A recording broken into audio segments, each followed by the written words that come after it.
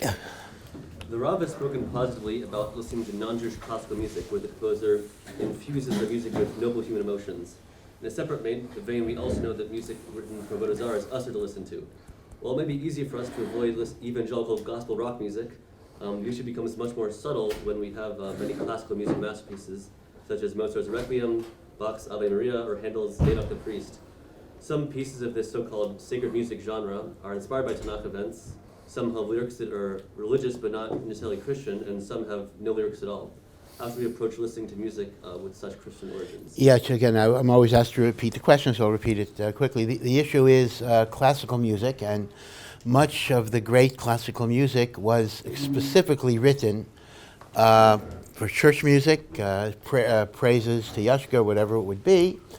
And the question would become that even if you don't have lyrics, even if you don't have the lyrics that are saying praises, but they were written for that particular purpose, so would there be a problem of getting benefit from Avodah Zarah by listening to that type of music? Can I listen to Bach? I mean, Bach, for example, almost everything Bach wrote is connected to. Bach was a very religious person in his religion, and the question becomes, does that make it usher for me to listen?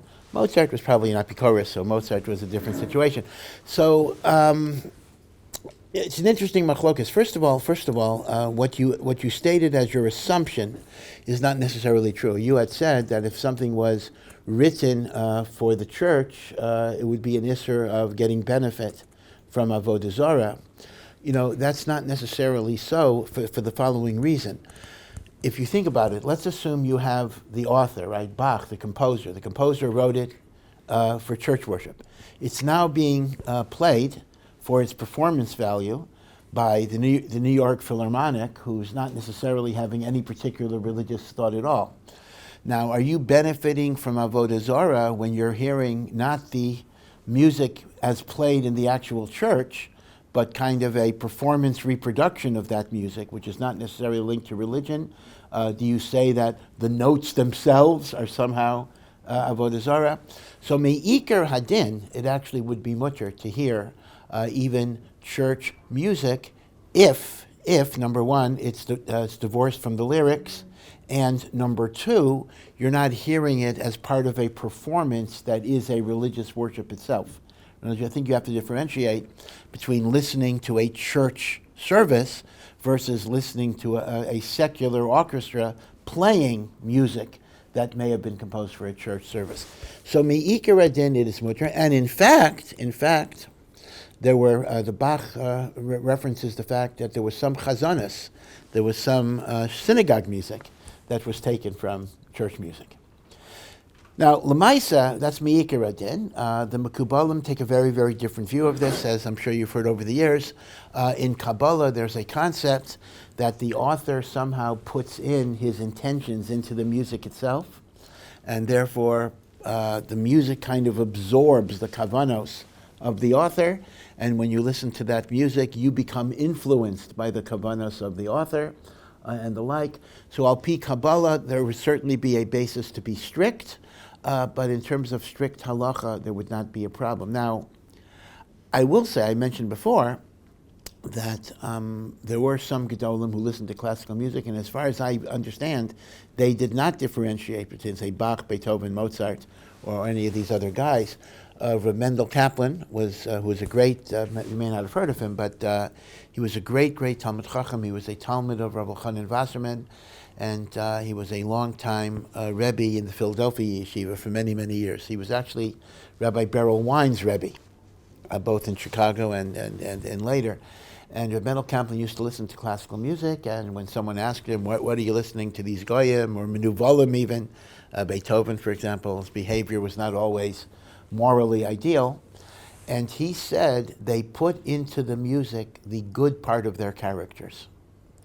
Now, in a sense, what's interesting about that is it's a little almost tarti de sasre, because on one hand we're saying it's not tainted by Avodah Zarah because the music is a neutral medium, but at the same time, the music does convey qualities of courage and perseverance. And in other words, it does absorb something, but it doesn't necessarily absorb the religious messages. So I would think under a matter of strict halacha it would be permitted, provided you're not actually listening to a worship or church performance, and provided that it does not have the lyrics that are religiously offensive to us. So like a requiem, like these requiems have the lyrics that choral that one should stay away from. I think one should stay away from anything which is verbalizing lyrics that are avodah zarah or keneged Torah. By the way, Christianity, this is not your question at all, but as I've said many times, you are aware that in the Rishonim there is a huge machlokas about what is the halachic status of Christianity. And that is, the shita of the Rambam is that Christianity, now obviously this is pre-Reformation, so he was not talking about every Protestant sect, but the Rambam's opinion is that Christianity is idolatry, and the reason is because, number one, they put divinity into a human form, and number two, the Trinity is a form of multiplicity of God. So for those two reasons, it is avodah zarah. But then we have the Shita of Rabbeinu Tam, who lived in Catholic France, Rashi's grandson, who says that although Christianity is an erroneous belief and is absolutely forbidden for a Jew to be a Christian, but under the Sheva Mitzvos B'nei Noach, under the Noachite law, it is not avodah zarah.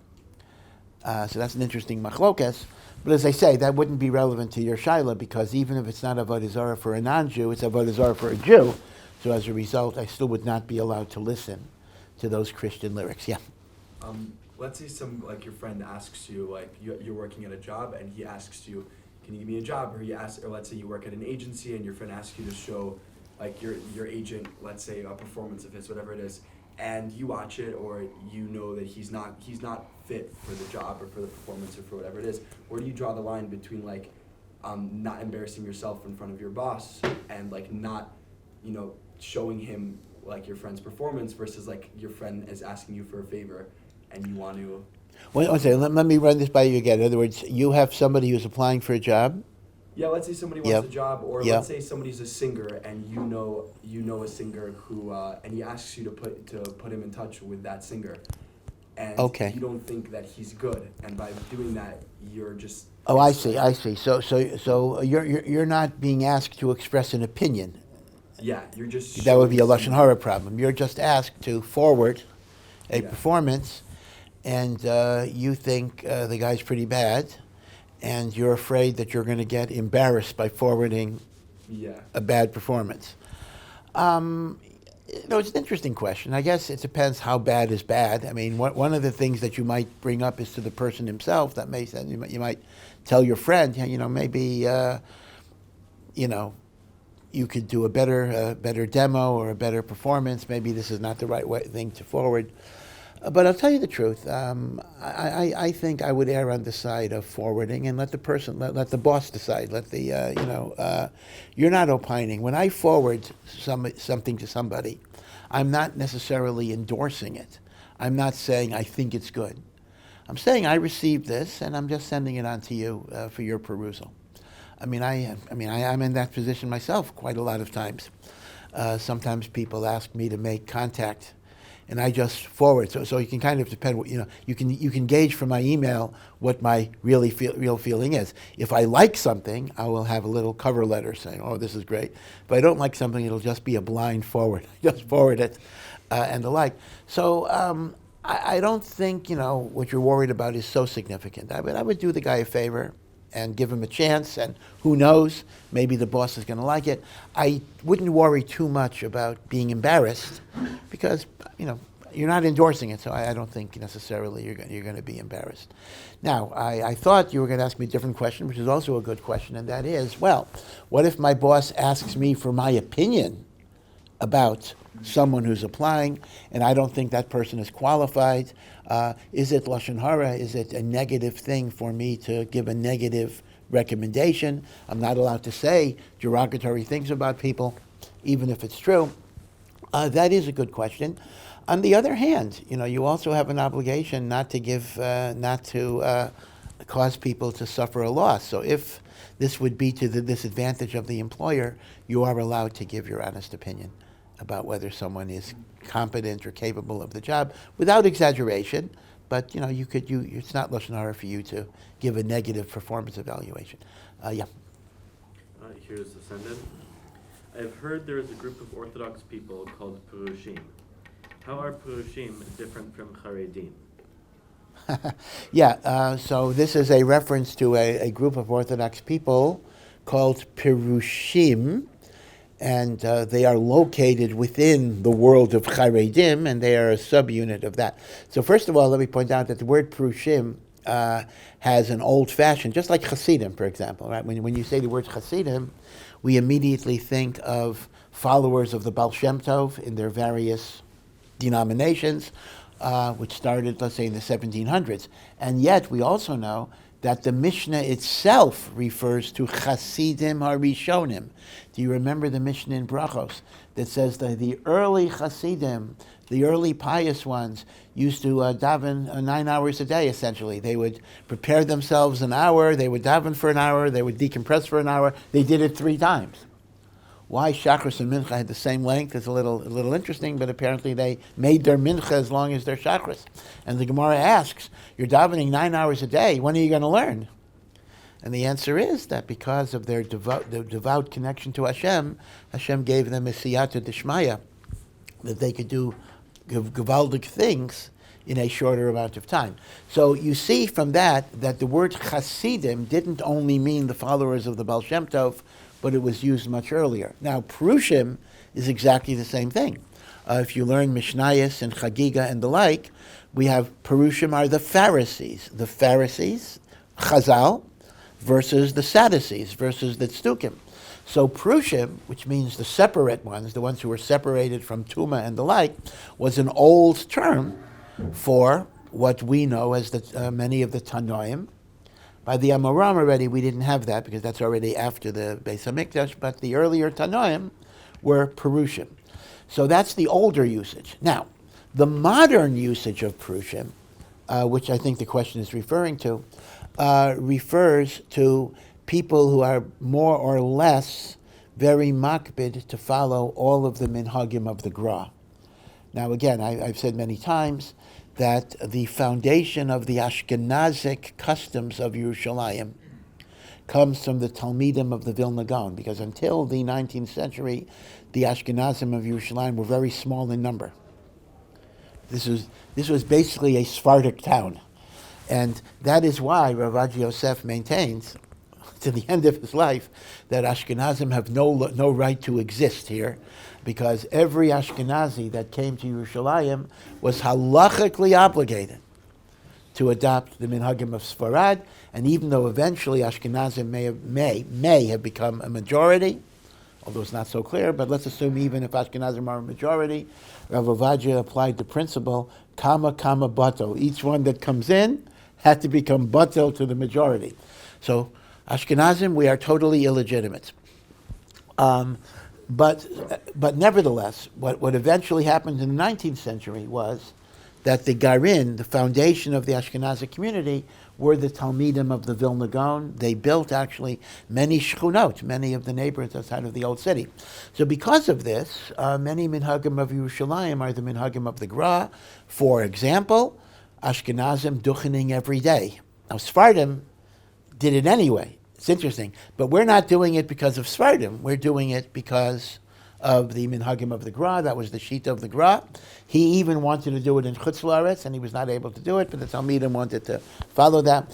The idea that on Yomim Tovim, instead of saying the Shir Shel Yom, we say a special thing, which maybe you're not used to. That's the minhag of the Gra, right? A special shir, right?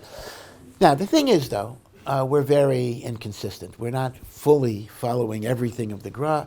The perushim are very, very makbid to follow the minhagim of Gra exactly as they are in the Ma'aser Rav. That's the more or less definitive sefer of the minhagim of the Gra.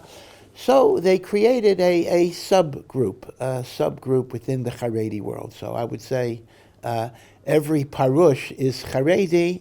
Not every Haredi is parush. And of course, let me mention very simply that perushim are obviously non-Hasidic Haredim. Perushim are b'dafka not connected to Hasidus in any way. And because of it, now again, obviously over time, because it's been a separate Gehila, even besides the Gra, it's developed its own minhagim of its own. It's its own, its own structure and the like. But I think in its Yesod, it was an attempt to be very, very faithful to the Mesorahs of the Vilna Gaon. Did you want to say? Yeah. This morning I finished a 2.5-year project of uploading the entire Shas Mishnah in English to YouTube in honor of my father who had passed. Wow, Mazel Tov. Thank you very much. This is your own work. My own work. Can I plug my channel? I want to ask you about Maseches Negoim and all those things. We'll talk. I'll send you the link. Okay. It's called Mishnah in English. Now, I have Mazel Tov. Mazel be an Eli Neshama. Thank you. No, so now I want desperately now to go to my dad's kever and let him know I did it. I have a few problems with this. Number one, I'm Sephardi, so I heard we don't. It's not the first year you don't go unless it's the yard site. And number two, he knows. If you got I learned. He knows. Yeah. And that leads me to the second question: is a person just visit a parent at a kever on a regular day, or is it minchag shtush? The guy's dead, No. I mean, listen. Obviously, we know we don't pray to the dead. We know all that, but the notion of visiting kvarim does have a source in Chazal, and it does not automatically have to be tied to a specific day. In fact, I get this question a lot. People want to go on the yard side of their parent. They want to go to the kever, but especially if they're here and the kever is there, or vice versa, they can't always go exactly during that time. Can they go before? Is there a purpose of going before? The answer is yeah. It's a way that's, especially when you have done or are doing some special learning, le'ilui nishmata. Now, you are correct. Your father undoubtedly knows this already. But you can have, the truth is, you can even make a shaliach to go. You can make a shaliach to go to the kever on your behalf and say, your son, Baruch Hashem, did this wonderful thing, and we hope that you'll, or just talking from here. No, talking, if I'm at the kever, I'm just talking random stuff. The Yankees won. I don't know, is that? Yeah. Well, your father likes baseball. So tell him about the World Series or whatever. Yeah, that he might. That he might not know. That's interesting because they say Mason know the significant things that happen. So maybe he needs to know the baseball scores, whatever it would be. Yeah, it's okay. In other words, it's a way of establishing connection. And that's considered to be, mutter. Just it's a way of reuniting in some way. Yeah. Is it worse to have immoral relations before marriage with a goy or a Jew? Wow. Yeah. Interesting question. Of course, obviously both are absolutely forbidden. But if a person had to make a choice of the lesser of two evils, premarital relations or relations with a non-Jew. So first of all, let's understand something about premarital relations with a Jewish woman. You have to understand there are two separate and distinct problems, and one problem is actually more severe. Problem number one is that according to many Rishonim, not everybody, there's an Isser D'Oraisa to have sexual relations outside of marriage. And this is the Shita of the Rambam, and this is the Psak of the Shulchan Aruch, that when the Torah says, Lo siya kedesha, a woman is not allowed to be a prostitute, the Rambam understands that's not referring just to prostitution, but that is a general rule of any marital intercourse outside of marriage. And the Rambam Shita is that the idea of pilegesh, a concubine, is a special halachic dispensation for a king, and it doesn't apply to anybody else. So according to the Rambam, premarital intercourse with a Jewish woman is outside of marriage, premarital is an Isser D'Oraisa. Now there are some Rishonim that argue, there are Rishonim that say that if this is a committed relationship, it's called a pilegesh, and it's mutter even for a hedjite. There is such a shita, and that was Rav Yaakov Emden felt a halacha l'maisi you could do such a thing. Our minhag is absolutely to follow the psak of the Shulchan Aruch. But you have to understand that there's a much, much more serious problem than the prohibition of premarital intercourse, and that is a single woman generally has not gone to the mikveh. And if a single woman has not gone to the mikveh and she's had her period, halachically she is a nida. Now, having intercourse with a nida, even if it's your own wife, is a chiyuv kares, right? You're chayav, death in the hands of heaven. And that's going to be much more chomer, because even like the Rambam in the Shulchan Aruch, premarital relations is a lo saseh, but it's not a chiyuv kares. If she's a nida, there's a chiyuv kares. So you have to keep, in fact, this is an interesting dilemma that rabbis sometimes have to face.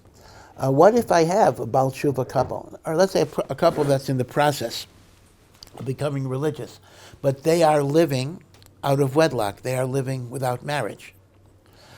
Should I advise them, should I encourage them to keep the laws of family purity? Now, this is a difficult question. On one hand, I'm helping them spiritually because I'm downgrading the transgression from a chiyuv kares to a negative commandment. On the other hand, am I legitimating improper behavior? I should give them a stamp of approval. I should show them how to sin by making the sin less. So, like, what do you do? This is machlokas. I mean, some would say I should encourage them. Others say, hey, if they're sinning and they're not going to do a tshuva on this, then let them go as far as they go. I will tell you, I have a shtickle raya that it's mutter to kind of downgrade the transgression. From a story involving Rav Yisrael Salanter. Rav Yisrael Salanter spent many, many years wandering through various towns of France and Germany, in order to be makarev people. His family was in Lithuania, Vilna, but he went around. And in one of his journeys, he was in Königsberg, which was a major port city on the North Sea in Germany. And the longshoremen of Königsberg were all Jewish. Unusual choice of profession. We don't associate Jews with longshoremen, but they were longshoremen. And the busiest day of a dock was Shabbos. So all of the longshoremen were Mechalel Shabbos. And this was their parnasa. They were not religious. Rabbi Salanter couldn't have just told them, don't work on Shabbos. So he spent hours and hours teaching them how to do the malachos with the shinoi, which would make it only an Isser D'Rabbanan. So he felt that even if they're going to transgress, if I could convert an Isser D'Oraisa to an Isser D'Rabbanan, it would be a worthwhile thing to do. Now, the case of Nida is not exactly the same, because there I'm not going from a D'Oraisa to a D'Rabbanan. I'm going from a Chiyuv Kares to a simple negative commandment, but there may be some analogy. Now, that's Lagabe, the laws of Nida. Now, with respect to a Goy, so the question becomes, is premarital relations preferable to being with a Goy? So the answer is like this. If the woman happens not to be a nida, for sure, premarital relations with a Jewish woman is better than being with a guy, because one is a lo sasa and being with a guy is a much more chamor isser. But if we assume, as is normally the case, that the woman that you'd be with as a Jew is a nida as well, then here we have a very interesting issue where technical halacha may conflict with the ultimate values of Judaism. Because if you simply looked at the hierarchy of punishment, the punishment for being with a nida is more chamor than the punishment for being with a guy. The punishment of nida is a chiyuv kares. Being with a guy may lav dafka be a chiyuv kares, at least the oraisa. So if I were to simply analyze things in terms of punishment, I would actually say better to be with a goy than to be with a nida. However, I know that there's a psak from Rav Yaakov Kamenetsky who said a very interesting thing, and it takes a gadol to kind of make these types of decisions. That this is not a matter only of punishment. This is a matter of betrayal of your basic identity as a Jew. And he said that when you have relations with a non-Jew, you are, in a sense, rejecting, at least for that time, you are rejecting your Jewish identity, your Jewish affiliation. You are siding with the enemy. You are going over to Hamas, however you want to describe it. And he said that is always going to be, whatever the punishment of God is, it's always going to be a worse thing than violating the Torah. Better to violate the Torah as a Jew than to engage in behavior which is a rejection of being a Jew. And therefore he felt it was a davar pashut, that what you might call the ultimate value of Judaism is better to be with a Jew bi'avera than to be with a goy. This is what is sometimes termed meta halacha analysis, that's only given over to Gedolim, in which you look at the ultimate values of Judaism, and that may override the technicalities of which is more chamer. Let me give you another analogy of this, which is a totally different field. People ask the question, let's assume that you're starving, right? You're lost, and you were with a group, and one of the people have died. So you have no kosher food. So the question is it better to eat treif food, a squirrel, a rodent, or something? Or is it better to have cannibalism? I don't mean kill a human, that's for sure not, but the person's dead. Eat human flesh. So interestingly enough, from the hierarchy of onshim, eating treif carries a bigger punishment than eating human flesh. Eating human flesh, there are some opinions that say it's only an Isser d'Rabbanan, right? So there's no clear Isser of eating human flesh. Eating chazer is an Isser d'Oraisa. So if I have a choice between being over a d'Rabbanan or being over a d'Oraisa, I certainly, for pikuach nefesh, I certainly should choose the d'Rabbanan. So some people say, hey, better to be a cannibal. Again, I don't mean killing somebody, but if he's already dead, better to eat human flesh than to eat chazer. And again, from a strict standpoint of pure halacha, that's exactly the answer. And yet, there are some gedolei achronim that have said that eating human flesh is, again, it's not a betrayal of being a Jew per se, but it's a betrayal of being a human being. It is such a violation of the sanctity of Tselem Elokim that it would override any other consideration. And therefore, any Isser of the Torah would be preferable to that. So that, once again, we would call it a meta halacha analysis, which you have to look at the ultimate values of the Torah. And that might sometimes override the formalistic halachic structure. So those are two examples of that question. Yeah? A lot of people, I feel like these days, want to come closer to religion and become more religious. But at the same time, they have rational heads, and they know that as people, you don't know everything, and we're not so smart. We don't really understand the world so much. And in the Torah, you have to believe, in order to be a following Jew, I understand that you have to believe in at least the 13 ikrim of Emunah. And my question is, I guess, as a rational person who obviously always in the back of my head I have doubts and I say, could be this is true, could be this is not true. I'm not smart enough to really know if it's true. Is there a way to still be a good Jew and still have a rational approach to that? Yeah, so the question becomes that there are people, maybe many people, who, they're not totally convinced at 100% level that the Ikrei Amunah, the foundations are true. They're skeptical. They hear arguments. They're not hostile necessarily, but they say, well, maybe yeah, maybe no. The question is, can a person still be a good Jew even if they're on a certain level of skepticism and the like? I think the answer is yes, and let me explain why.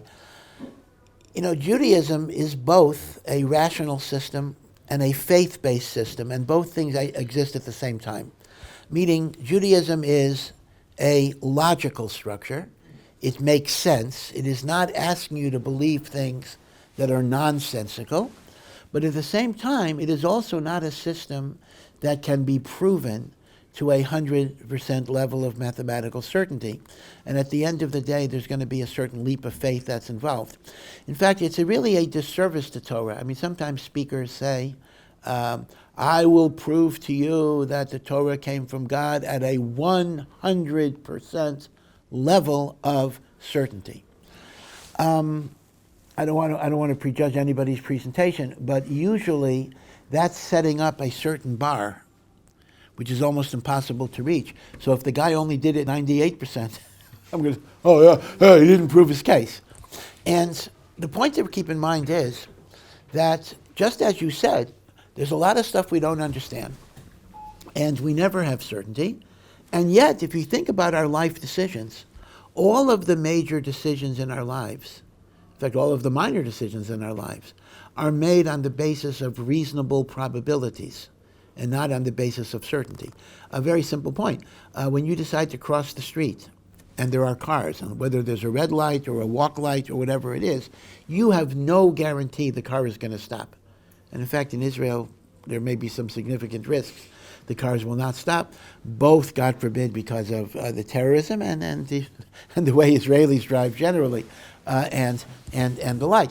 But you do, right? So you're taking your life in your hands every time you cross the street, but you make a judgment that it'll probably be okay. You go on a bus, you drive a car, you go on an airplane. You never know. When you wake up in the morning and you swing your leg over your bed, you don't always look at the ground and see if there's solid ground there. You know, maybe everything collapsed and you're on top of a pillar, and you're going to fall down 300 feet. You don't always look.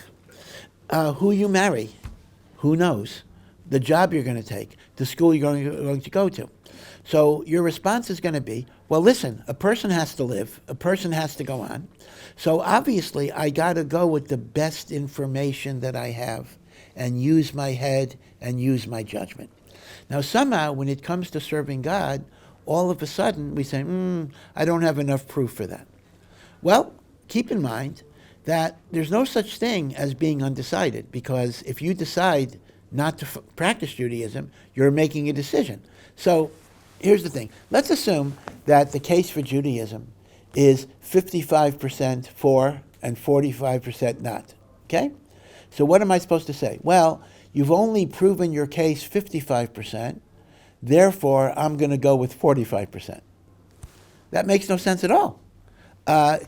You go with what is most likely, no matter what it is. I mean, right? I mean, that makes sense. Why should I follow a minority position because the majority position hasn't been established with a big enough majority? So I think the claim we make for Torah, the claim we make for Judaism, is it is a reasonable system that is more likely than not to be emes. Now, some people aren't convinced of that. That's another schmooze.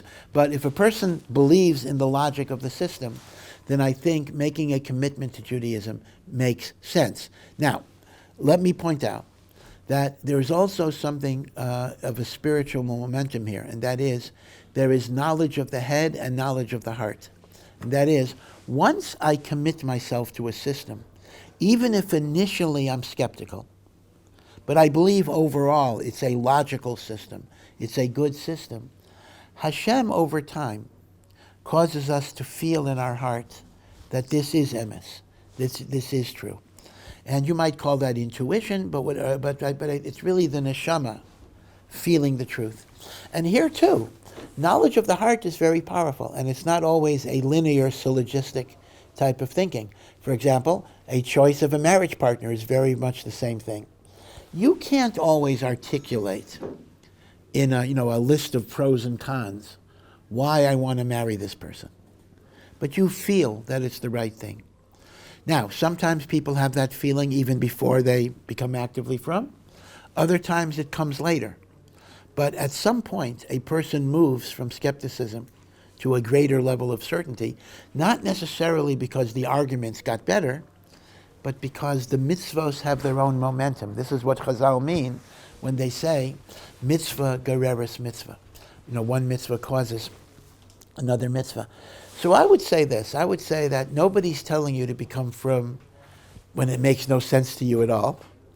But once it sounds reasonably sensible, there is going to be a leap of faith that can take you to very, very good places and give you very, very deep commitments over time.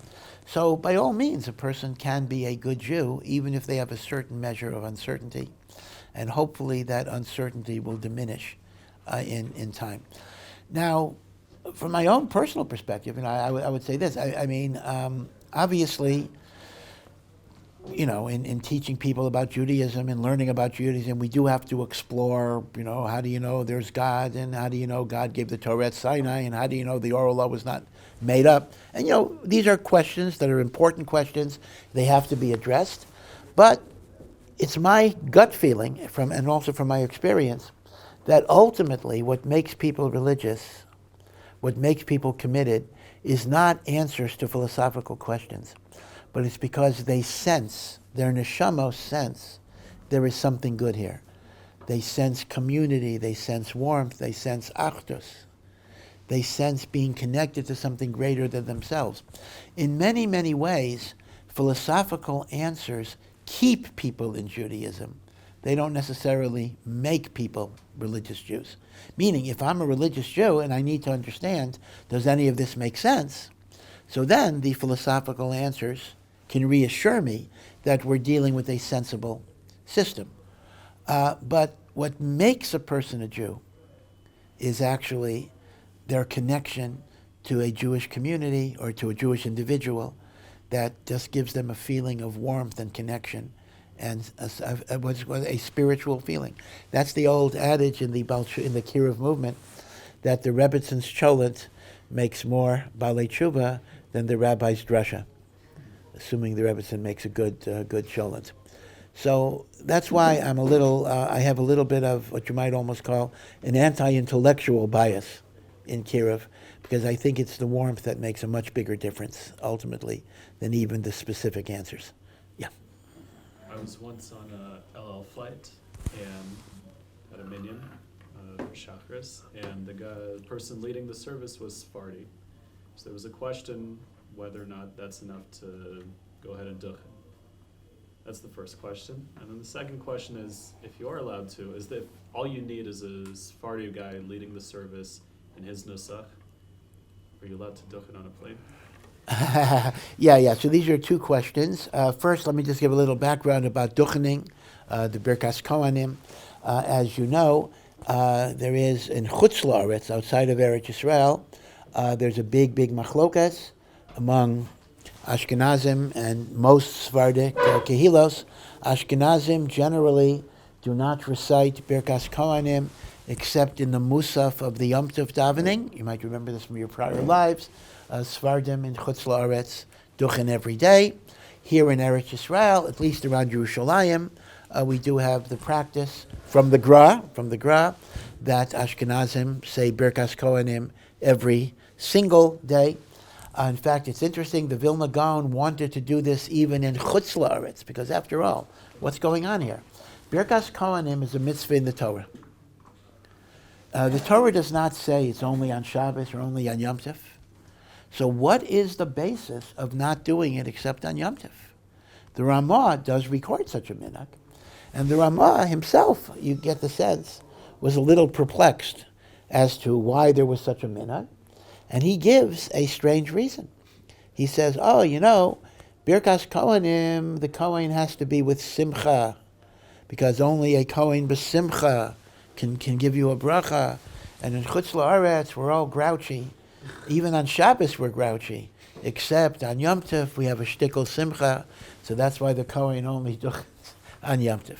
Now, this is a weak reason, because in reality, it's too subjective. I mean, there are people who are grouchy even on Yom Tov. What? They have a Kohen who's a little bit of a misanthrope, Now, if a Kohen actually hates somebody, he actually shouldn't duchan. But let's assume he doesn't hate anybody, but he just, he's a grouchy guy. So what? So he shouldn't duchan on Yom Tov? And le'idach gisa, there are people who are happy even during the week. You're making this absolute judgment that everybody is not b'simcha except on Yom Tov. So because of this, the Gra maintained that this was a weak reason, and he wanted to be miyaseit Birkas Kohanim even during the week in Vilna. Now, remember this about the Gra. Forgive me for digressing. The Gra was not the Rav of Vilna.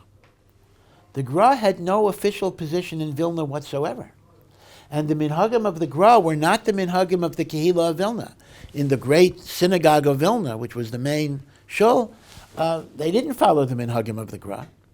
And the Gra had to have special permission from the Kehillah to have a breakaway minyan. This is the kloy, called the kloys of the Gra, that was there until the Holocaust. in which a small group of people davened with him and they did his things. It happened to be the cloise of the Gra was located in the courtyard of the great synagogue. It was next to it, but it was like a separate little building, and you couldn't just go. I want to daven with the Vilna Gaon. I mean, it was by invitation only, more or less, and the Gra was given permission. He had to get permission that he could do his minhagim. It is brought down, though, that he never got to do duchan during the week. Every time he wanted to do duchaning during the week, there was a fire in his shul, and there was like a siman min hashamayim that he wasn't supposed to do it. Okay. In Eretz Yisrael, the Talmidei Hagra followed their Rebbe's minhag, which was kind of easier here because Sephardim were already doing it, and therefore, in a sense, it wasn't. Now, up north, in Tzfat and Tiveria, we have this problem with JLE sometimes. They do not duchan. Many kids do not duchan every day, and that is because the garin, the seed of the settlements up north, were the Talmidim of the Baal Shem Tov, not the Talmidim of the Gra, and they didn't have the minhag. Although in Tzfat, they have an unusual custom that's unknown in Chutz La'aretz. They only duchan musaf of Shabbos and Yom Tov. Now, that's an unknown minhag otherwise, because the minhagim are either every day or only on Yom Tov. Right? Shabbos, only on Shabbos is an unusual, okay, but be it as it may. So the question becomes, so if I'm an Ashkenazi, let's take the simple case. If I'm an Ashkenazi and I'm davening in a Sephardi minyan, then for sure, if I'm a Kohen, I'm allowed to duchan. That's not even a shaila. I follow the minhagim of the minyan. The other way around, if a Sephardi is davening in an Ashkenazi minyan, he should not duchan. Okay, so all of that is clear.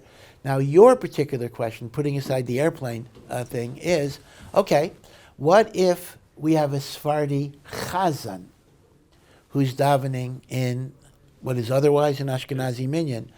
Should there be duchaning? I think the pashtus is no, simply because it is not a Sephardi minyan, it is an Ashkenazi minyan. The identity of the chazzan, I mean, even in terms of nusach, did he daven nusach Sfarad? He davened the Sephardi nusach. In reality, that's not so pashut either. Now, some might say, I'm thinking out loud, some might say that since this is not a regular minyan, this is an ad hoc minyan, so the people could agree that the chazzan will be koveya the minhagim. Meaning, if it would have been an Ashkenazi show, right, the Sephardi shows up to the young Israel of whatever it is, he would not be allowed to duchan, even if he's the chazzan. Or certainly we wouldn't duchan because he's a chazzan. On the other hand, some say if you have ad hoc minyanim, like in the work or whatever it is, they say the chazzan will be koveya, the davening.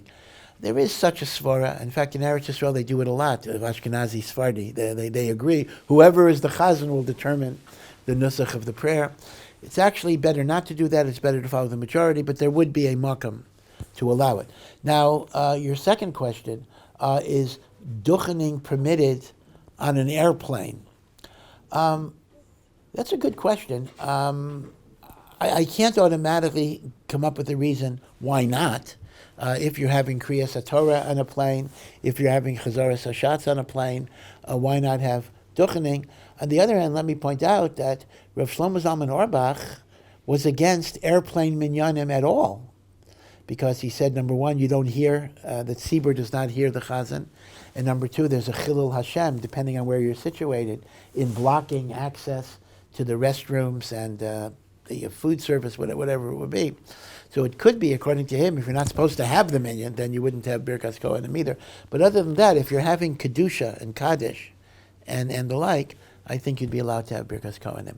But generally speaking, if the majority of the minyan are Ashkenazim, it would seem that the best practice is not to duchan. Yeah. Just on that, I heard a halacha. Something I need a question.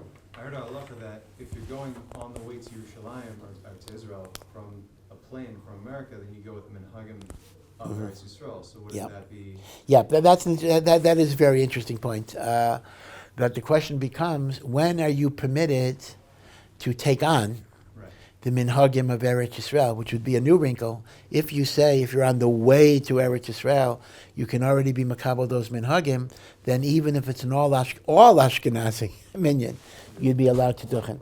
It's not so clear though. I mean, I think that's vadai the case once you're in the airspace of Eretz Yisrael, like the last hour, last 45 minutes.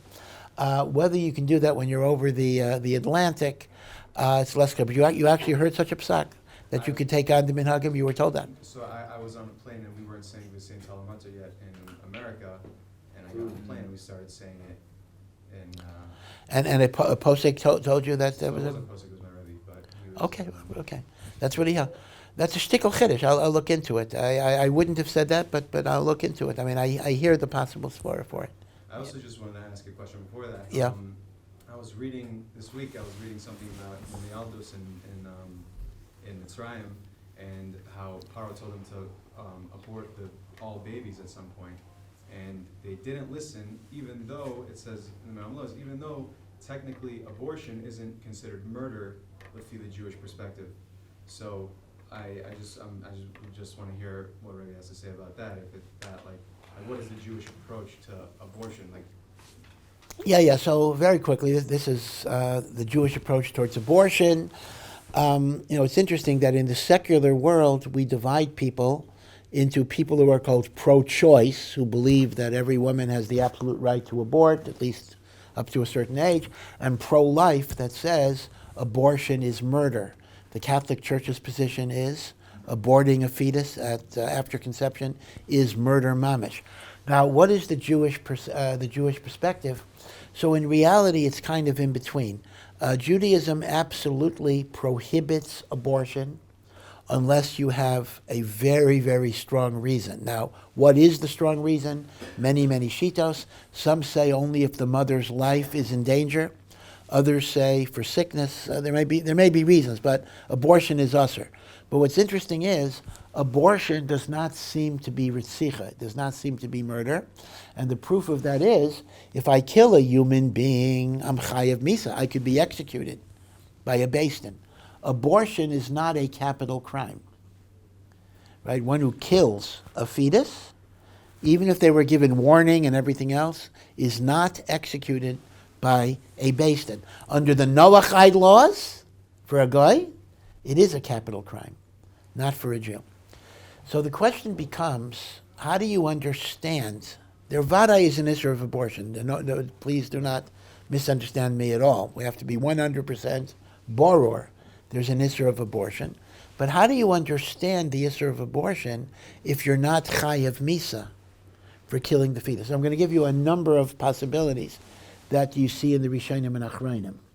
Possibility number one is, which seems not to be what the Me'am Loeh says, it is murder, but it's a gezeres hakasav, you don't get capital punishment for it. In other words, it's non-capital punishment murder, but in terms of the Isser, it is ritzicha mamish. That's one view, that's very, very chamor.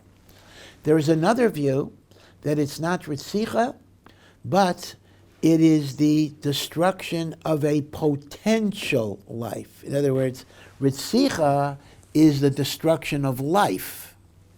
Abortion is not murder because the fetus is not an actual autonomous life, but it's the frustration of potential. And the Chavos Yoer says it is similar to the wasting of seed. Right? The wasting of seed is also not murder, but it's destroying a potentiality.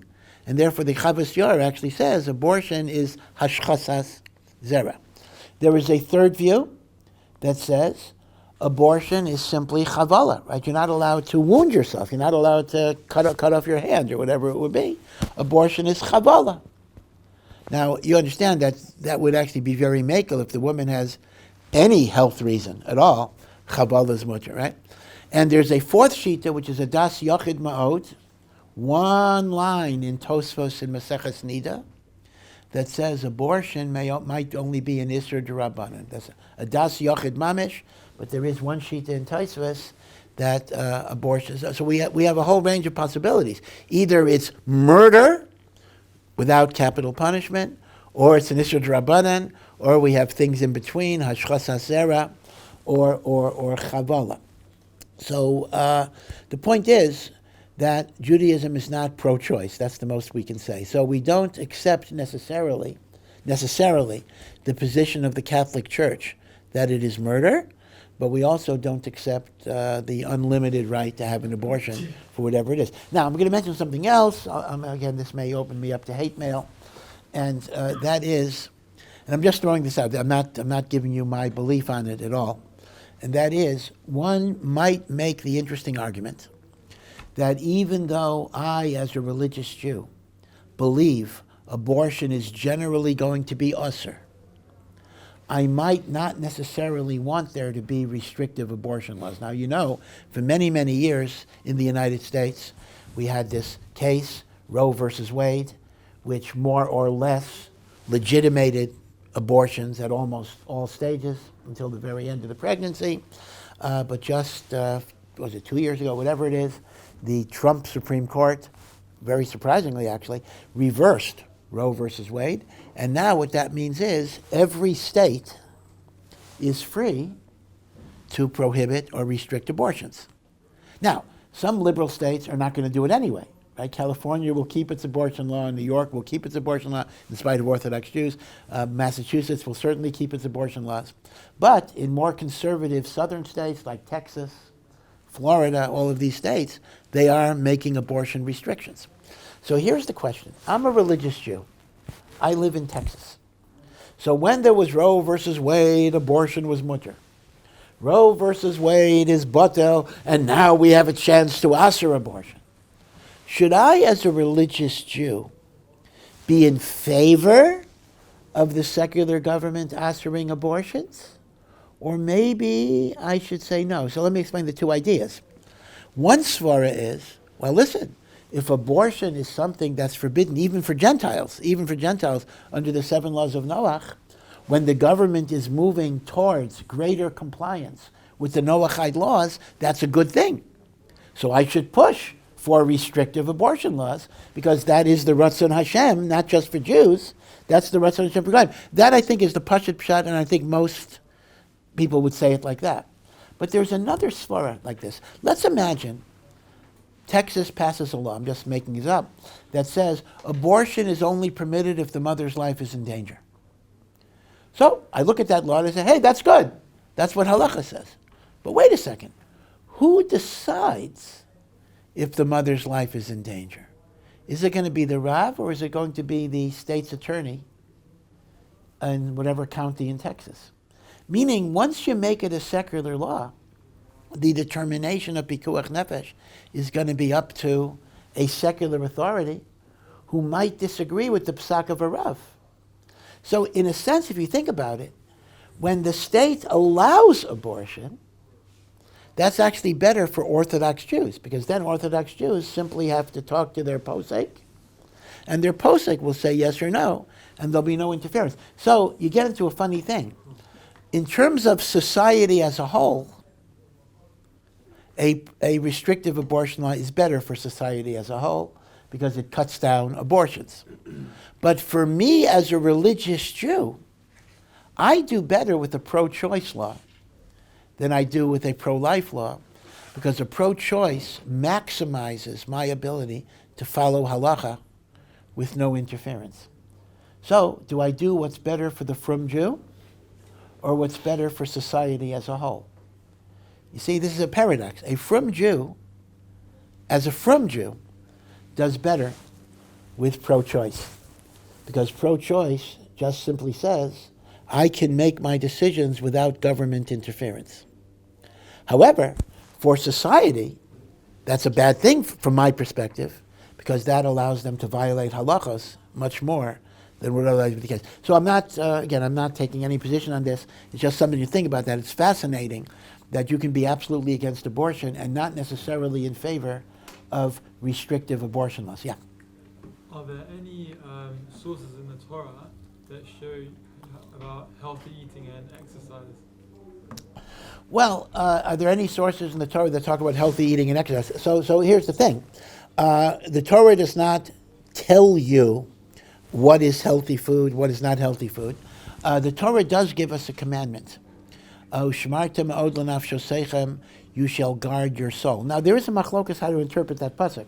Some say that's referring to spiritual preservation and remembering Matan Torah. So some say it's nothing to do with health. But the Rambam disagrees. The Rambam actually says that this is a pasuk that obligates a Jew to take care of their physical health. And the Rambam, of course, was a great doctor. And the Rambam in Hilchos Teos, in the Mishnah Torah, has 2 chapters devoted largely to diet and to a lesser degree to even exercise. And the Rambam makes the following interesting point. The Rambam says that a healthy body is a means of how I serve Hashem, how I learn Torah and the like, and therefore I am mechuyev to preserve my body, not because health itself is an end, but it is a means. In fact, the Rambam makes an interesting point. In the introduction to Pirkei Avos, the Rambam says that a person who is addicted to health and exercise as ends in themselves is no better than a glutton that's addicted to food. They just have different addictions. Now, as we tend to think, oh, the guy that's addicted to food is a disgusting person, but the guy that jogs and lifts weights, 6 hours a day, that's a good person. The Rambam says no, one is no better than the other person. He says one person is addicted to food and one person is addicted to health. The Rambam says a health addiction is just as bad. But, the Rambam says, the value of taking care of your health is not because there's some intrinsic value to the healthy body, but because it is a means to be able to serve Hashem. So because of this, the Rambam says it is extremely important. And again, I'm guilty. Many people are unfortunately guilty of this. We need to be more aware of it. That taking care of our health is a very, very, very important thing. That is the way we can serve HaKadosh Baruch Hu. Hopefully, of course, Arichas Yamim. There are people who are really, really healthy who die young. You see this all the time. These athletes that, in fact, for some reason, I'm hearing more and more about it. I'm not sure if it's become more prevalent of people dying suddenly in their 30s or whatever. But b'derech hateva, you take care of your health, HaKadosh Baruch Hu gives you more arichas yamim. So it actually is an issue that we need to be more concerned about. We have Tu B'Shvat coming up, and even Ohr Somayach makes a Tu B'Shvat Seder for the Mechina. So my little joke is that they want guys to have a healthy diet at least one day a year, where all the fruits and vegetables that you eat on Tu B'Shvat. So it's something we do need to be aware of. One of the great Gaonim, who was a Rosh Yeshiva in Ohr Somayach, as well as having his own yeshiva, was Rav Dov Schwartzman. Maybe you heard of him. His picture is in the office. Rav Konik was a Talmud Muvik of Rav Dov Schwartzman when Dov Schwartzman was here. And Rav Dov Schwartzman had when he was a younger person, maybe a bochur, he had a very interesting learning schedule. He would learn like 30 hours without sleeping.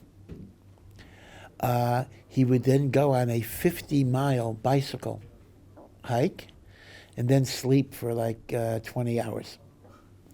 So you see that he combined this extreme learning with some very good, vigorous physical exercise, and then, caught up on his sleep. And I'm not saying that's a schedule for everybody. It probably isn't. But you see that there was a hakpada to take care of his health in that way. So it is an agenda item that we need to be aware of. Yeah. Here's another send-in.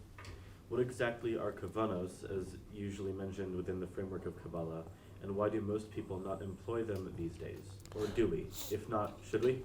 Yeah, the term kavanos, which is used in Kabbalah, so let me explain.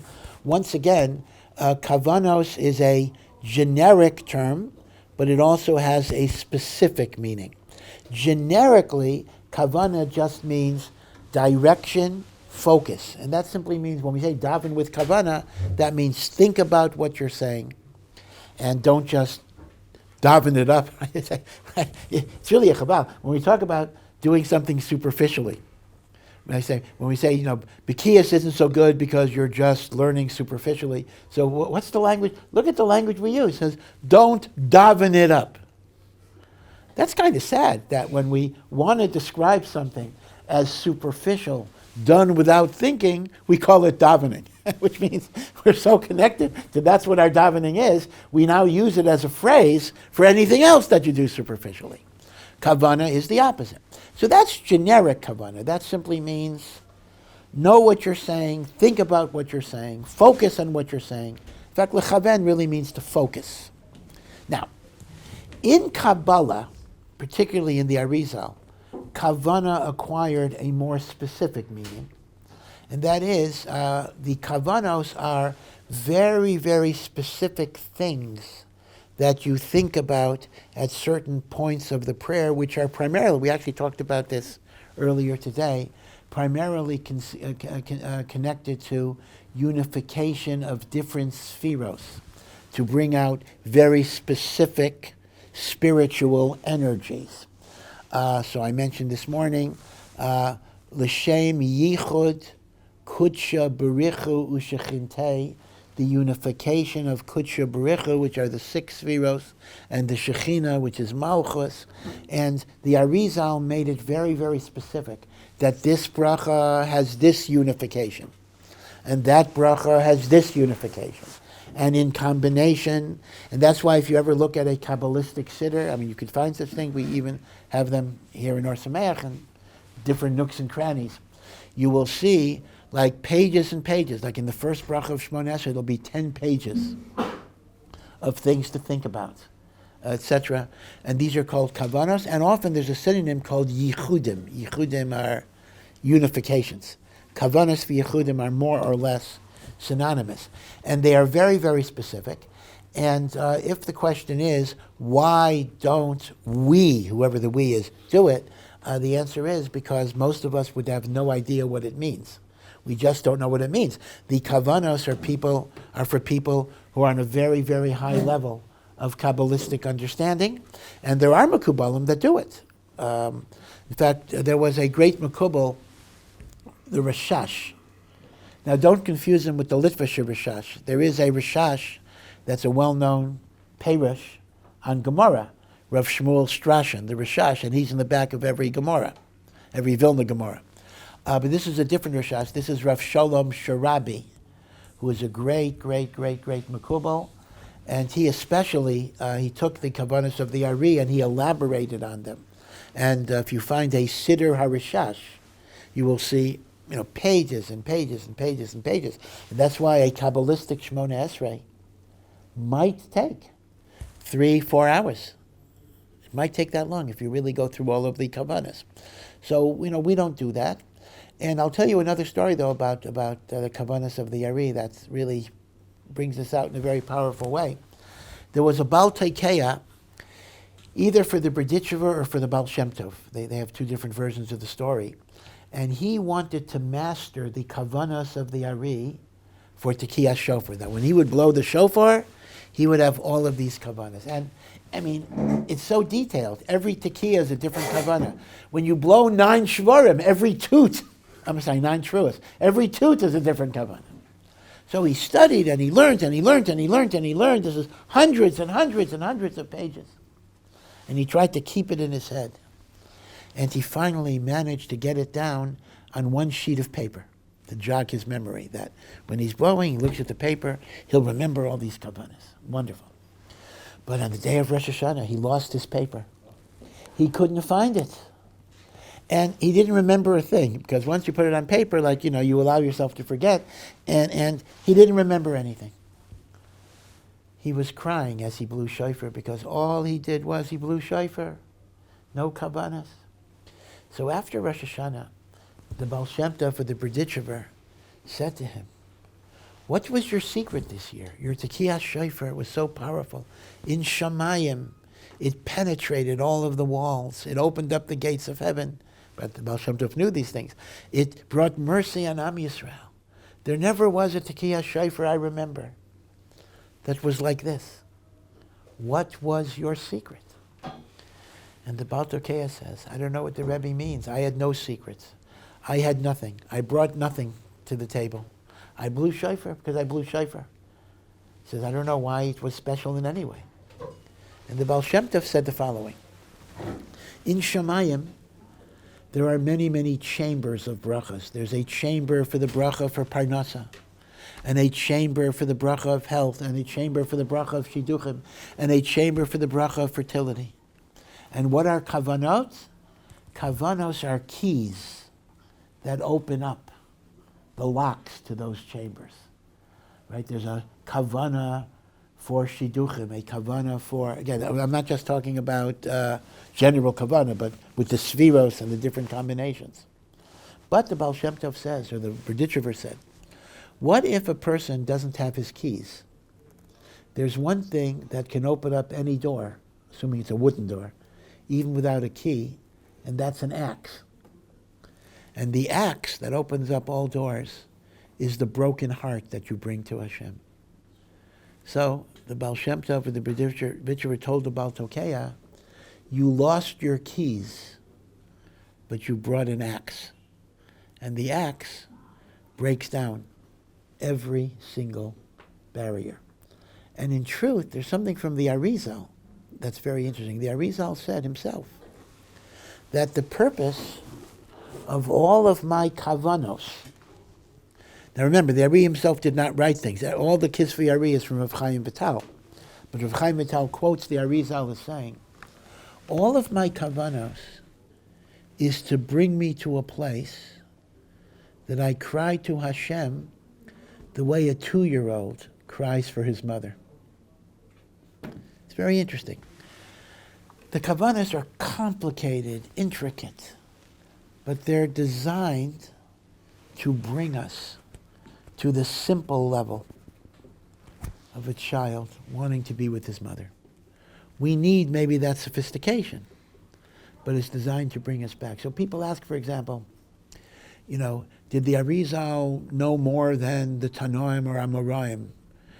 Did Avram Avinu know Kabbalah?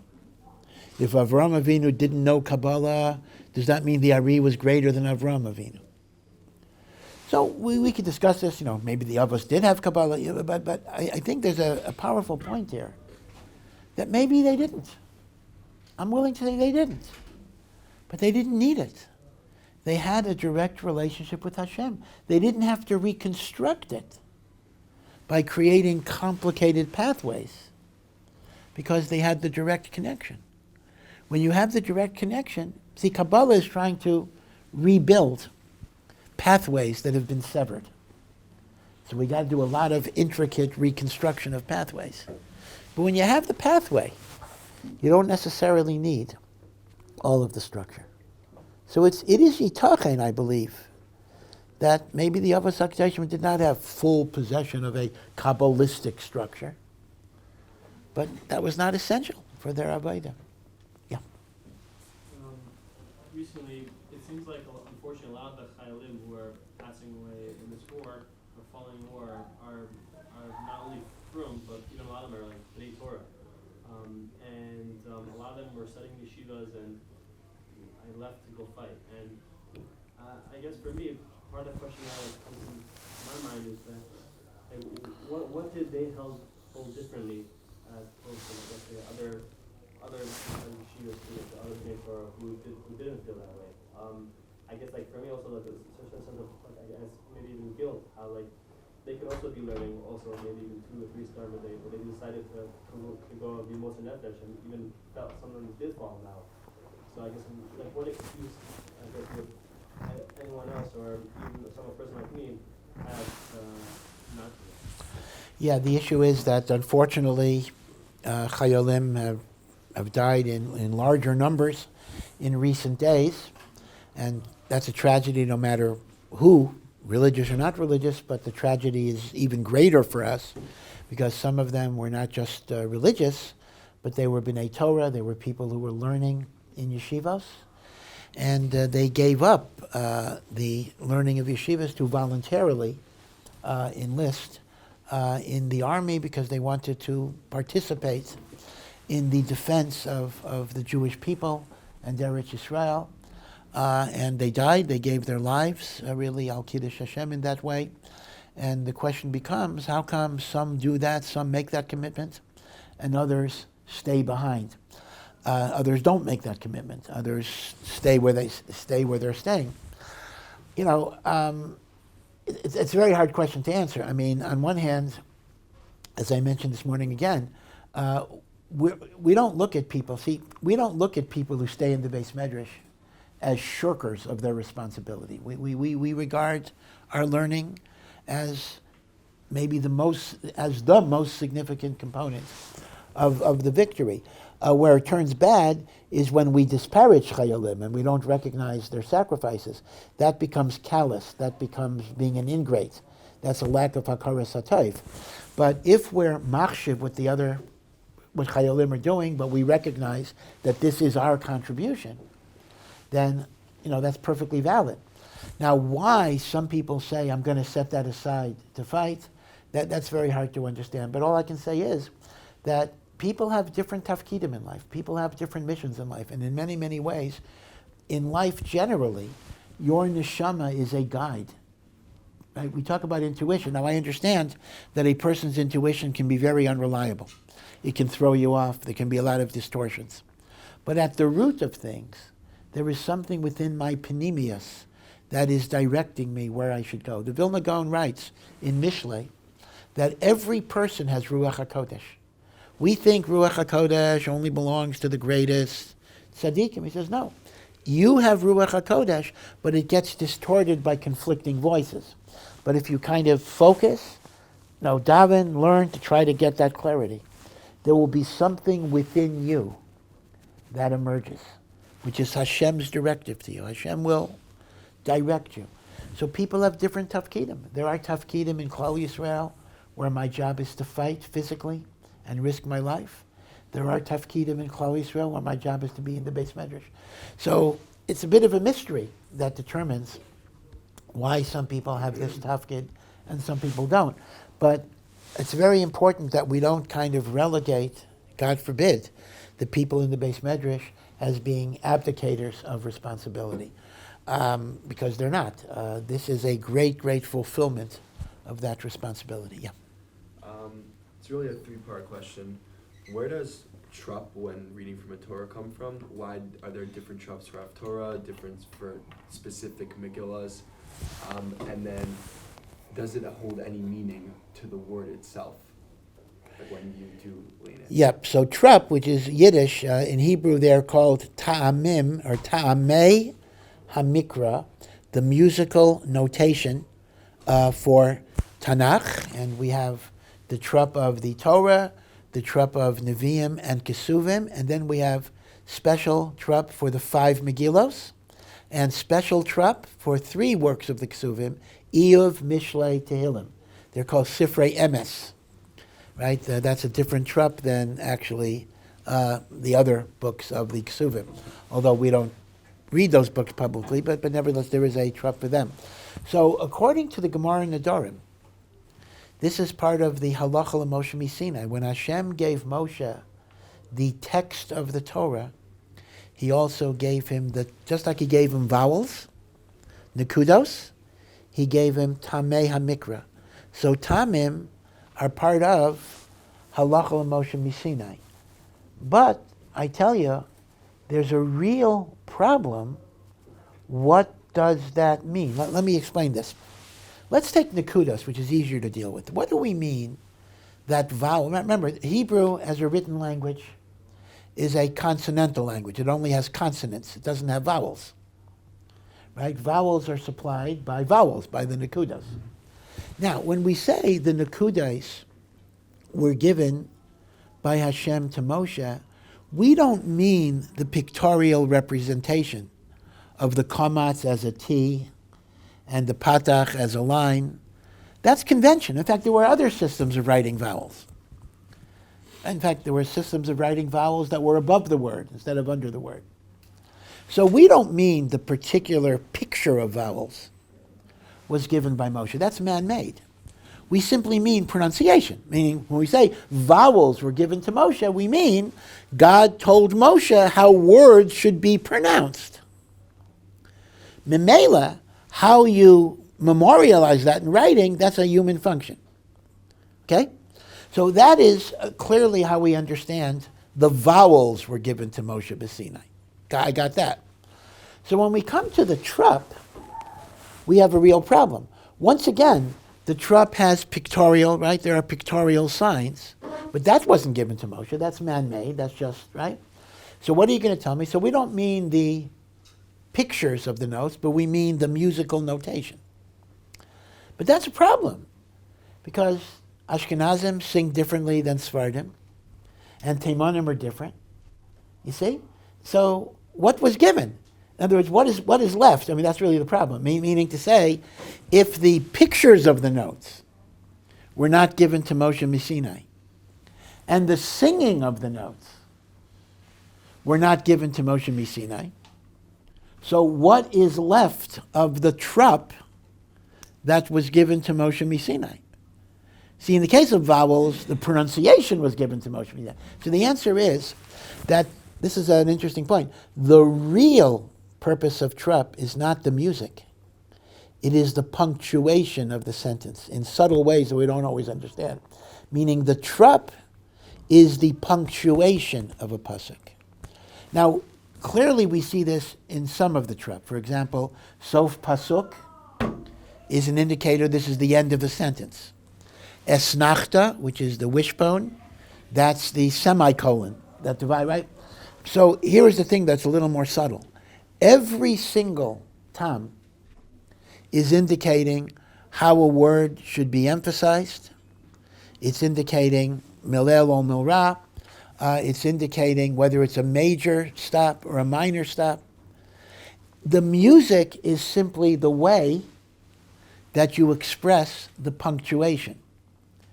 So in theory, even without the music, a person who knew trop very well would know how to read the pasuk with punctuation. So it could very well be that even the music is not connected to Moshe Sinai. It's the punctuation of the verse. You see what I'm saying? Now, in that sense, therefore, trop is actually a very important interpretive key in how to read a pasuk. Now, you get into problems because Chazal's interpretation of a pasuk is not always consistent with the punctuation. Now, this Chazal may have drushas on the pasuk that are kind of combining elements that the trop separates, and that's a good question. That's part of Torah Sheba'al Peh that allows a deviation from it. But the essential role of trop is not music. The essential role of trop is punctuation. And this is kind of a lost art. I mean, it's a lost art because when we teach kids bar mitzvah, we teach them how to sing, meaning how do you sing the note. We don't really emphasize how this is a punctuation mechanism. But trop is about punctuation much more than it is about music. And that's why Ashkenazim, Sephardim could sing it differently. But in terms of the punctuation, they're following the same punctuation rules in terms of major break, minor break, joining the phrases, separating the phrases. That's going to be the same across the board because that is halacha l'Moshe Sinai. Okay? Yeah. So I read in the Yalkut Yosef a few days ago that someone who was born on Shabbos will inevitably die on Shabbos, and the reason that was given was because they made people break Shabbos to save their life when they were born. Yeah. And that way they're going to die on Shabbos. But Oy, then oy, that oy. just gets me thinking, well, aren't they going to have to also break Shabbos? Because if you're dead in the hospital, or they're going to have to pull the plugs, or your family's going to have to be there. That doesn't really make sense. Yeah, it's interesting that the Chassam Sofer actually says a pregnant woman should pray that she should not give birth on Shabbos in order not to be gorem chilul Shabbos. It should actually be a prayer of a person not to give birth on Shabbos. But of course, the statement that if you're born on Shabbos, you die on Shabbos because you caused chilul Shabbos sounds a little unfair. I mean, it's not the baby's fault. The baby just came out that particular time. And I wouldn't say that's 100% true either. I mean, if you I don't have the records in front of me, but I'm sure. The quote is Ya'arot Devash. Okay, Yarot Devash is Rav Yonasan Eibshitz. That's what it says. So it's a latest. So it's not from Chazal. It's interesting. I have to go back. Yaros Devash is the great Rav Yonasan Eibshitz, who lived in the 1700s. So Yaros Devash is his famous Sefer of Drushas. So I'll try to check that. But your question that if you die on Shabbos, that also causes chilul Shabbos, that's not necessarily so. I mean, if you look at, there are many halachos regarding, death on Shabbos, and you don't do a levaya on Shabbos. Meaning the halachic system does not allow violation of Shabbos to bury the dead or take care of the dead. Now, in modern Like hospitals, the hospital, like the tools and the pulling the plugs. and the yeah, but machines. the assumption would be that at least in Chutz La'aretz there would be goyim. It wouldn't necessarily be the chilul Shabbos of Jews. Mashen Kain for pikuach nefesh, when a woman goes into labor, then even a Jew is supposed to desecrate Shabbos. Now you see from that though, it's interesting from the Yaris Tavash, and again, I should check that Yaris Tavash, that even though everything you do for a woman and for the newborn baby is mutter lagamri because of pikuach nefesh. Right? The husband is allowed to drive her to the hospital, but it's still called a sin. It's an interesting idea that even if something is permitted, it is still considered to be not the greatest thing.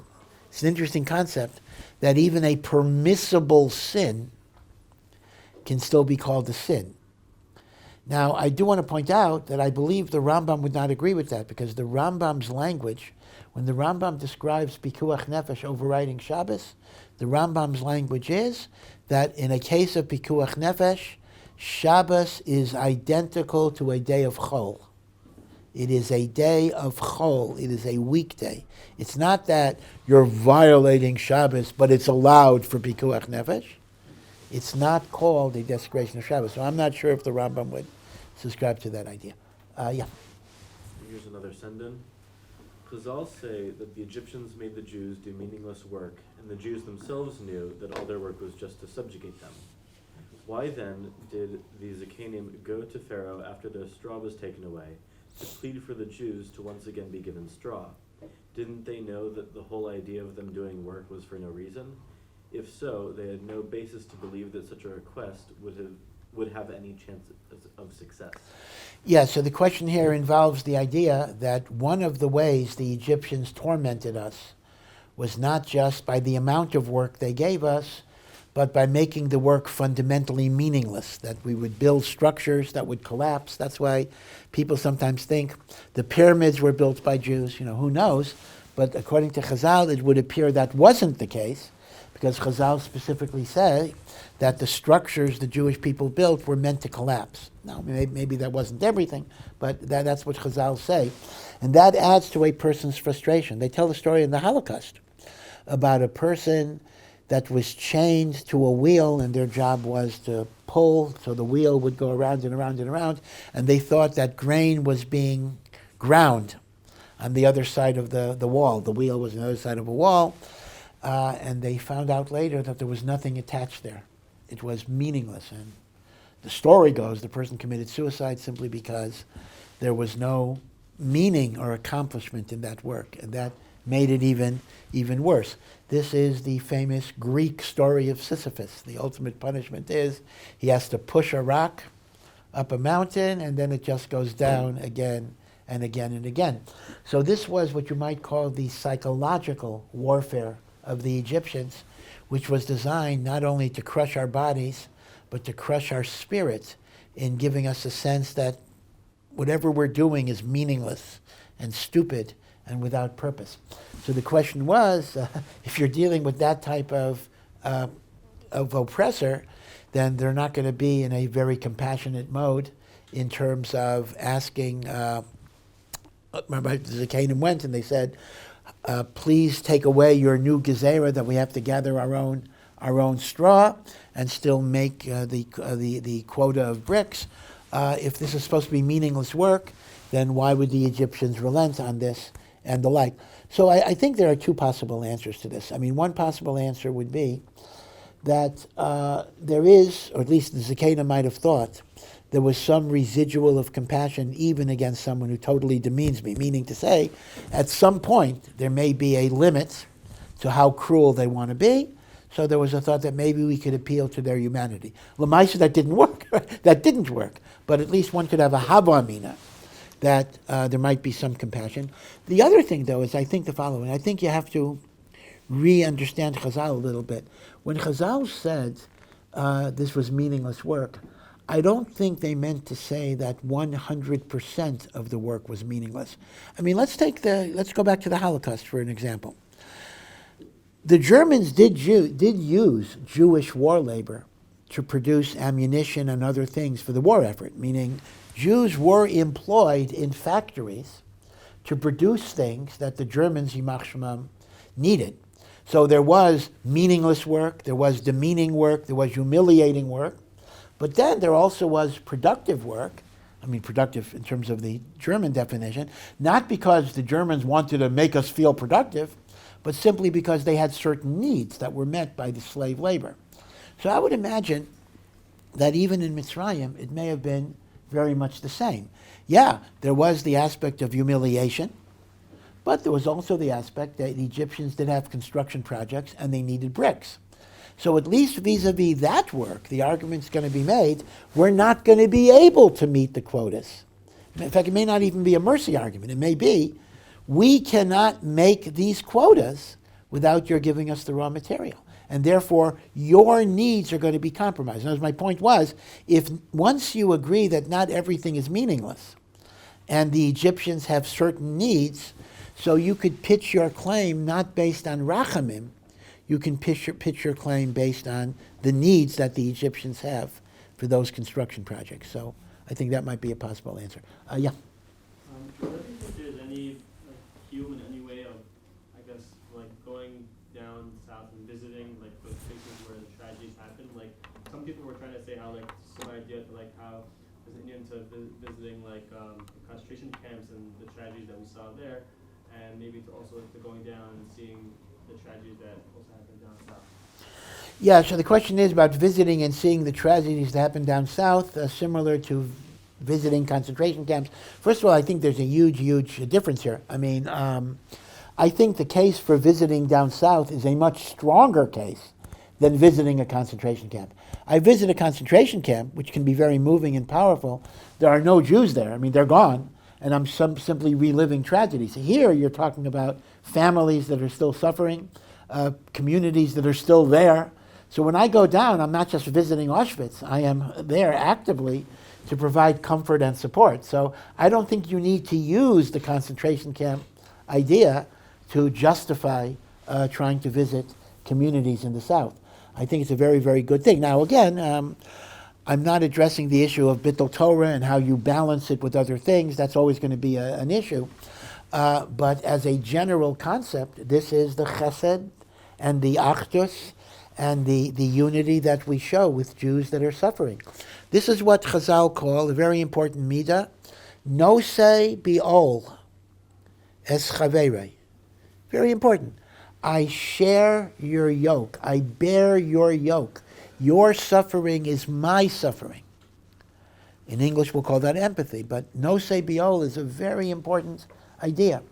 You know, the Rambam says in Hilchos Tshuva, the Rambam discusses certain sins that are so bad that you don't have a share in Olam Haba. If you desecrate Shabbos, you still have a share in Olam. You get Gehenna for that, and you go to Olam Haba. But certain Averis are so bad, you don't get Olam Haba. And one of them is called Poresh Midarchei Etzibor, one who separates from the congregation. What does that mean? That when they suffer, it doesn't affect me. When they have joy, it doesn't affect me. So says the Rambam, even if you learn Torah, even if you do mitzvahs, even if you're 100% from, if you don't feel the suffering of other Jews, you're a poresh midarchei tzibor, and chas v'shalom, unless we do tshuva, one could lose their olam haba for that type of feeling. So as I say, I don't think you have to come on to the concentration camp aspect for this. I think there's a live population that needs chizuk that we should be concerned with. Yeah. We know that when a ger converts, he formally receives a new neshama.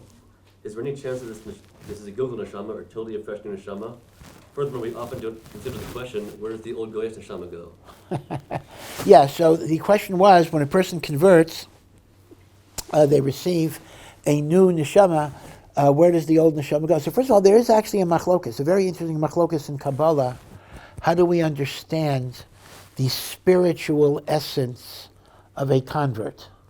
Some indeed look at it as a new, when you go to the mikveh, you're under the mikveh, so when you emerge from the mikveh, there's a new spiritual essence that comes into you. That is one pshat. There's another pshat that a ger was born with a Jewish neshama. It's like a Jewish neshama in a non-Jewish body. You didn't get a new neshama. Rather, there is now a correspondence between your body and your neshama. Your neshama is now matched up with your guf to enable your neshama to do the mitzvos that it needs for its tikkun, because the mitzvos are connected to the guf, right? In other words, my Jewish neshama in a non-Jewish body cannot do the mitzvos, and that creates a lot of agmas nefesh. Now, Baruch Hashem, my body matches my neshama. That's why, by the way, a number of gerim, not everybody, so it's hard to empirically prove this, they describe a sense of unease from the time they were young children. I mean, for example, the famous Ger Tzedek of Vilna didn't even know any Jews when he was a little kid, but every Shabbos he felt a great deal of anxiety. He didn't know why. He felt something was wrong, meaning there was something in him.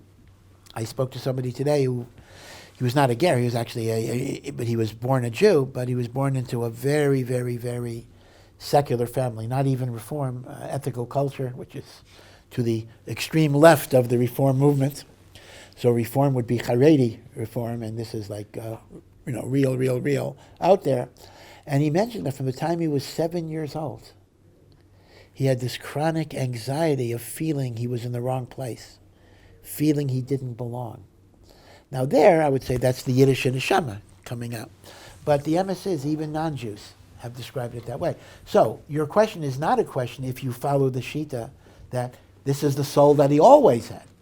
Now, but if you learn the other way, and people do learn it the other way, that it mamish is a new neshama, so the question is, where does the old neshama go?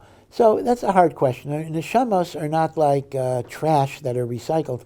Essentially, because neshamos are aspects of God's breath, so to speak, even non-Jewish neshamos, so it simply gets reabsorbed into the totality of God's infinity and no longer has a sense of individual identity. It simply goes back to its shorish and just gets reabsorbed into the Metzias Hashem. Okay? Yeah.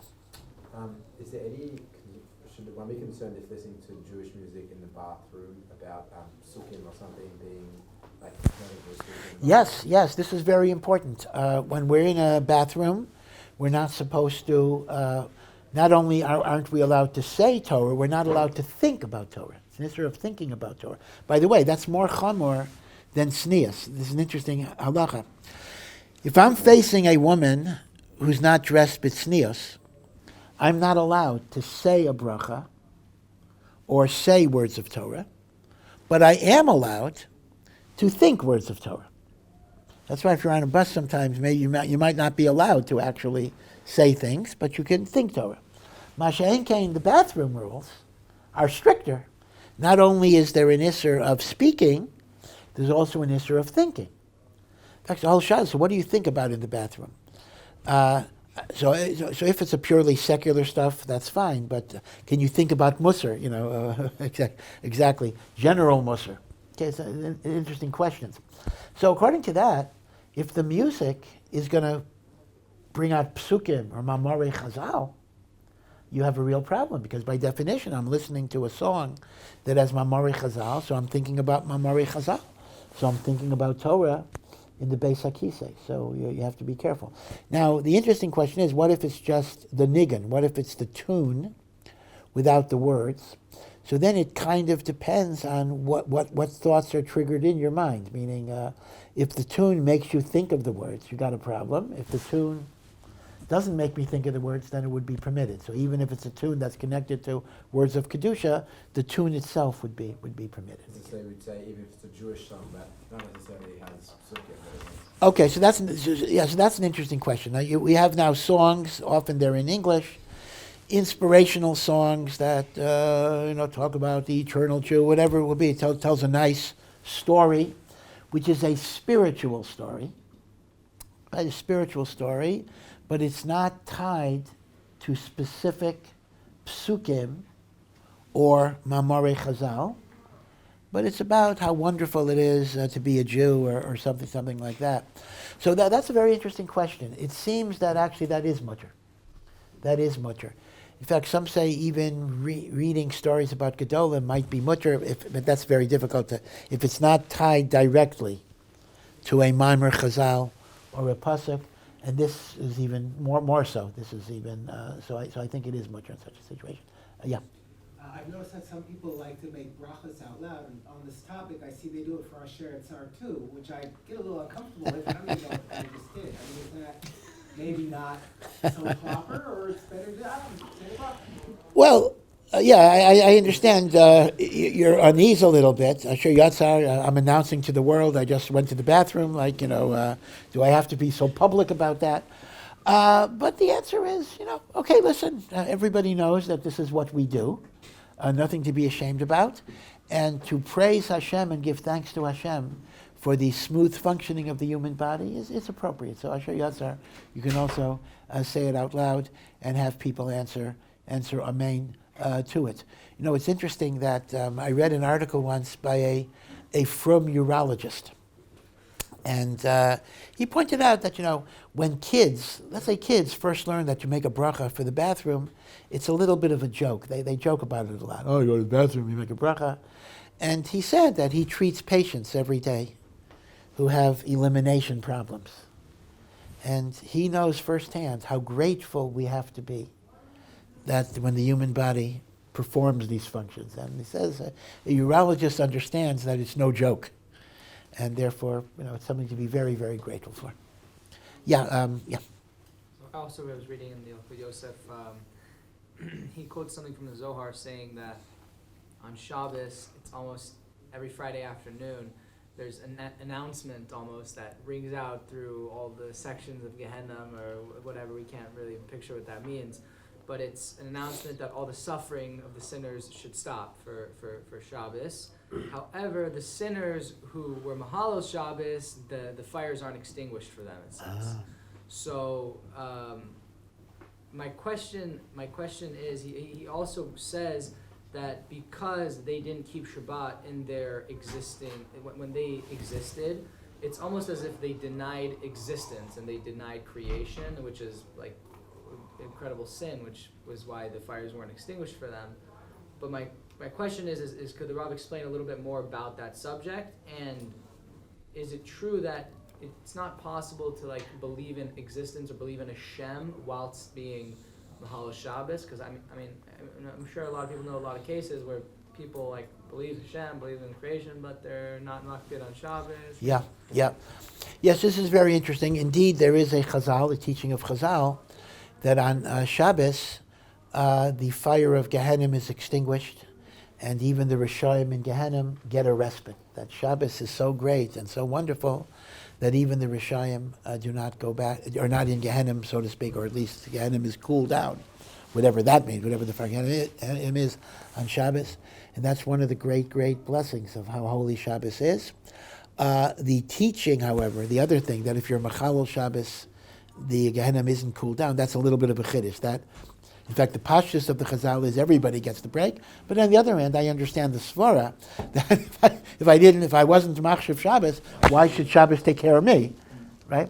That's what the Zemer says. Ki yeshmer Shabbos, kel yishmereni. If I keep Shabbos, Shabbos will keep me. I don't keep Shabbos, Shabbos won't keep me.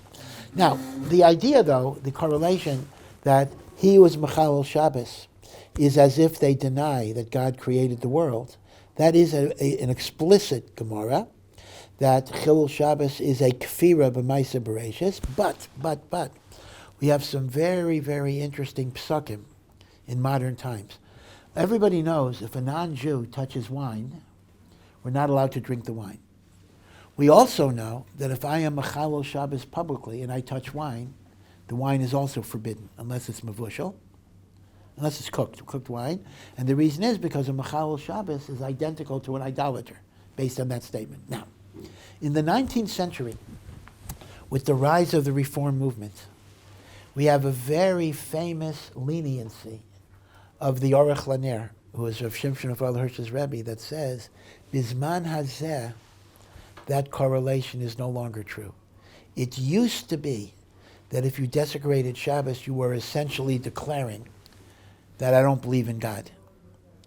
Today, he says, because of the perversion of religious ideology, there are many, many people, exactly your point, there are many, many people who do believe in God, but they don't understand why they can't turn on an electric light or rip toilet paper.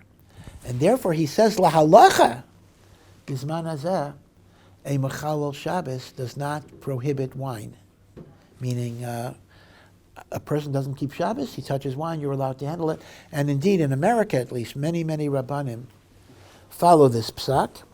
In Eretz Yisrael, they're a bit stricter, but Ohr Somayach itself follows this psak in JLE programs. I mean, most of our wine is mavushal, so there's no problem. It's cooked wine, but the mentors are wine connoisseurs, so they like to bring uncooked wine, and the problem is a lot of the JLE kids are not Shomer Shabbos. So although we wouldn't, the Rabban or whatever, we wouldn't drink it, but we allow it to be served based on this leniency of the binyan tziyun. So your svara is a very good svara. It actually is stated that way. Is it true that if you are Mahal Shabbos, it's as if you because we know keeping Shabbos is as if you kept all of the mitzvot of the Torah, and transgressing Shabbos is as if you've broken all of them. Yeah. Does that still apply in the case with, like you're saying, to a JLE student, or maybe someone who's even more secular? And Yes. So once again, I think you have a very good point. Whether you call it, you can describe it a few ways. Whether you call it tinok shenishpas, like the baby that was kidnapped, or whether you say, well, the person is on the road to becoming from, or whether you say the person believes in God, he just doesn't have all of these ritual observances. I think the bottom line is that you are right. The way we view a Mechalel Shabbos today would be different than in the time of Chazal.